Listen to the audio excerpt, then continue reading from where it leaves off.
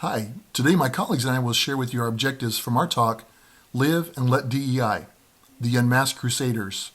Our first objective is to develop a shared understanding of what diversity, equity, and inclusion looks like for your organization.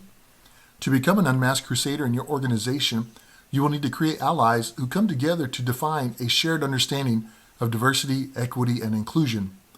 By fostering authentic relationships, you will develop trust within your group to model the way for your organization to live and let DEI. Our next learning objective is to learn to establish relationships based on self-awareness about one's own identities in order to advocate for the identities of others. On top of developing a shared understanding of DEI, understanding your identity is crucial when engaging in DEI work, and not just how you identify as an individual, but how your identity fits into different group contexts and dynamics. This is critical if you want to be able to fully collaborate with others while valuing the differences among your team. Being willing to own your identities is so important because they influence how you interact with others, how you think about things, what you expect from people. And if you don't see your identity in play in those interactions and thoughts, you may think that those interactions and thoughts are the normal ones that everyone should have and that others should feel and act like you do.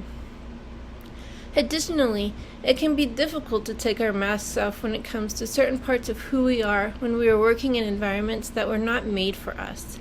In order to fit in and succeed and survive, we may feel like we need to minimize or hide certain parts of our identity.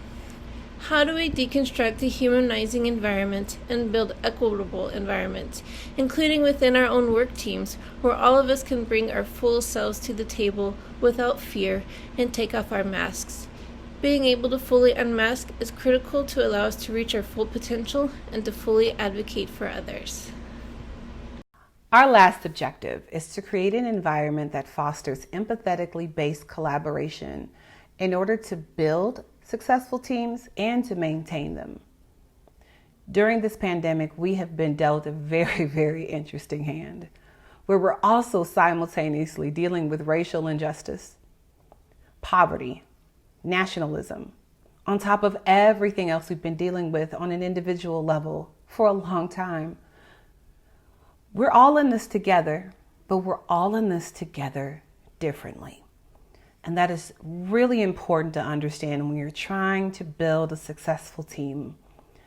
Diversity exists within our world, right? There's so many different things and they're beautiful, but we need and desire different things because we're diverse. So some people may need more conversation while others need more listening, and some may need more assistance in this area.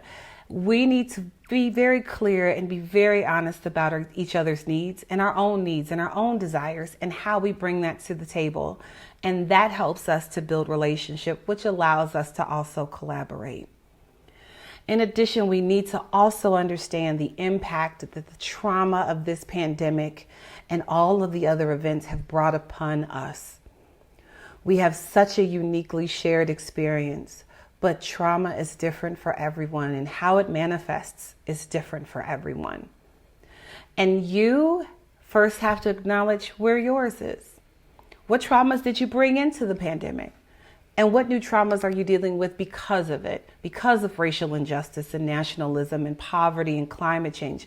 All of these things are happening. That's a traumatic experience. And so it's important to open up and to share these conversations in order to help build relationships. And then last but not least, ask yourself this question. Are you safe enough for someone to take their mask off for? We know in this moment that taking off our mask could expose us to something that could be very harmful. What is someone exposed to when they're around you with their mask off? Are they exposed to love or harsh criticism? Are they exposed to empathy? Are they exposed to compassion? Or are they exposed to someone who's standoffish and doesn't have time for them? What does it cost for someone to be unmasked next to you? And then more importantly, what does it take for you to be unmasked? How do we become unmasked crusaders, you ask? We become unmasked crusaders when we live and let DEI. Thank you.